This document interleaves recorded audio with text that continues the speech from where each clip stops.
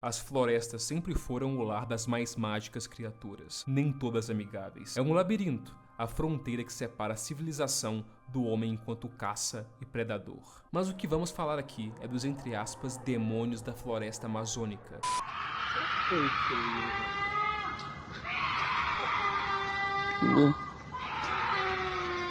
Esse vídeo que vocês acabaram de ver pode parecer algo vindo de um filme de terror, como um monstro agonizando ou o canto de uma bruxa, mas foi gravado na Amazônia, é uma onça no cio, chamando por algum parceiro, ao menos foi o que me disseram. E onças, por mais ameaçadoras que sejam, não eram as únicas coisas que amedrontariam os índios e os futuros brasileiros por gerações. Mas vamos voltar um pouquinho no tempo aqui. Em 1560, o padre José de Anchieta escreveu: "É coisa sabida e pela boca de todos corre que há certos demônios, a que os Brasis chamam de Curupira, que acometem aos índios muitas vezes no mato, dão-lhes de açoites, machucam-os e matam-os. São testemunhas disto os nossos irmãos, que viram algumas vezes os mortos por eles." Descendo um pouco, ele escreve sobre o agora chamado de Ipupiara, que ele descreve como uma espécie de fantasma que habita as águas, que vitimava até mesmo os índios. Hoje talvez ele fosse mais relacionado a algum tipo de monstro marinho. De certo você não verá o Curupira andando pela Avenida Paulista, mas ainda se ouve dele em alguns interiores e talvez, quem sabe,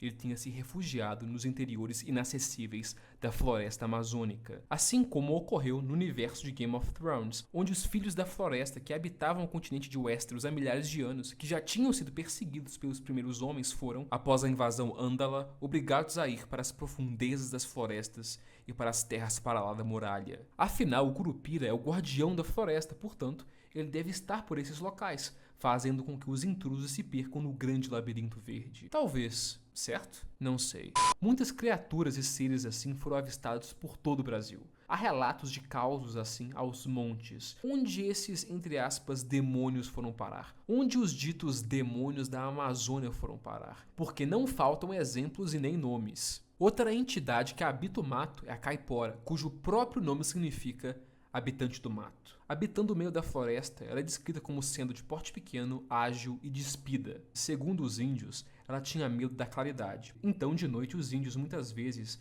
para se protegerem, andavam com tições acesos. E eu não estou dizendo que se você entrar por aqueles cantos, você vai enfrentar o que os protagonistas do jogo Green Hell, Inferno Verde, enfrentaram quando estavam na floresta amazônica, como por exemplo, espíritos da floresta ou tribos perdidas que vão te caçar, ou qualquer coisa assim. Mas, quem sabe, né?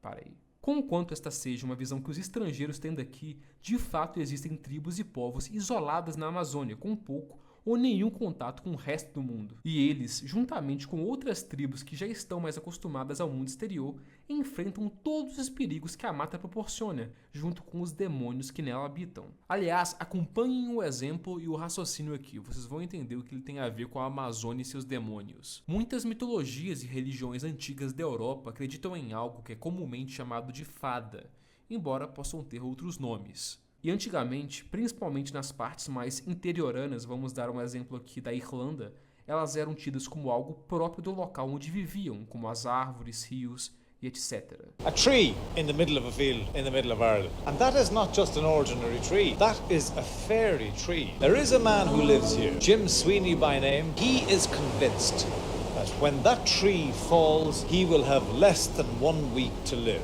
Separei uma frase do Tolkien, que dispensa apresentações sobre elas. Se as fadas realmente existem, independentemente dos homens, então muito pouco dos nossos contos de fadas tem qualquer relação com elas. Elas são uma criação completamente separada que vive num modo diferente. Elas aparecem para nós em forma humana, com mãos, rostos, vozes e linguagem semelhante à nossa. Essa pode ser a sua forma real, e a sua diferença reside em algo diferente da forma, ou pode ser, provavelmente apenas a forma com que a sua presença nos afeta.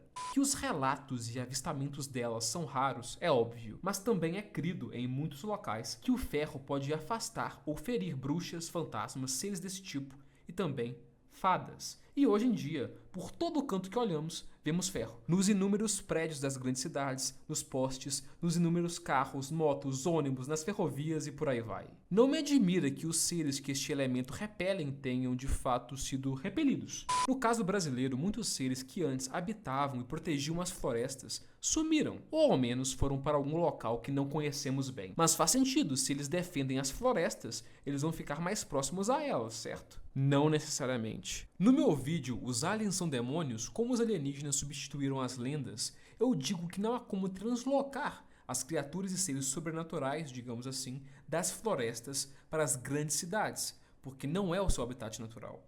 Aqui eu vou dar uma outra versão sobre isso tudo.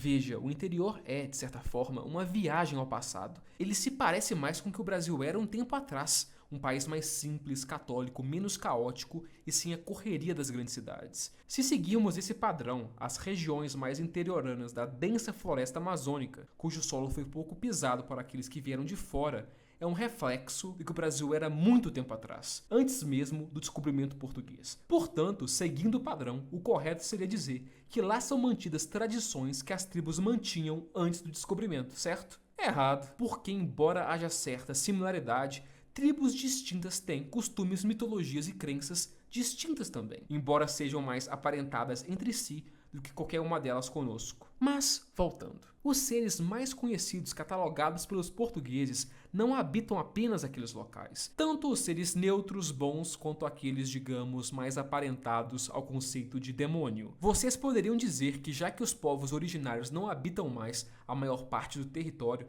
é como se os locais pertencentes a essas entidades tutelares, por assim dizer, tivessem sido dessacralizados, maculados, mesmo que nem todas aquelas entidades fossem tutelares. O contraponto é que nesse mesmo interior, menos cosmopolita, ainda mais católico, ainda há, embora que não tanto quanto antes, pessoas que creem em muitas dessas entidades. Houve-se ainda contos e causos dos mais velhos sobre algumas delas. Isso tudo também porque o sangue indígena, assim como de outros povos, corre na maior parte do sangue brasileiro. Na região norte, a porcentagem é ainda maior.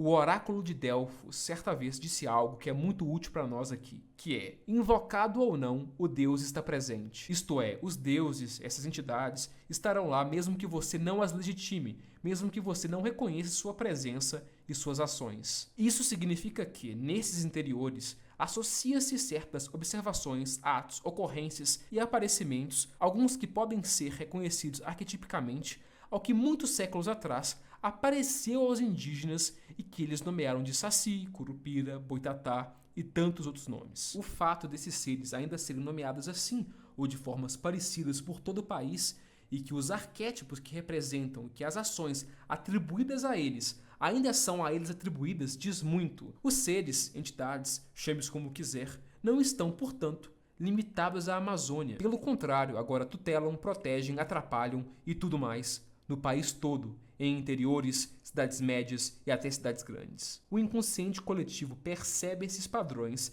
e atribui a eles nomes que já eram usados antes. Digo mais, a frase do oráculo de Delfos, invocado ou não, o Deus está presente, responde à pergunta do vídeo: onde foram parar os demônios da Amazônia? Bem, eles estão onde sempre estiveram, em todo local, lá dentro, fora de lá e também em local algum. A frase do oráculo também se aplica aos deuses dos muitos povos e tribos indígenas, assim como aos deuses gregos, nórdicos e por aí vai. Eu espero que você tenha gostado e entendido o vídeo. Se sim, deixa o like. Caso contrário, deixa o like também. Deixa o like.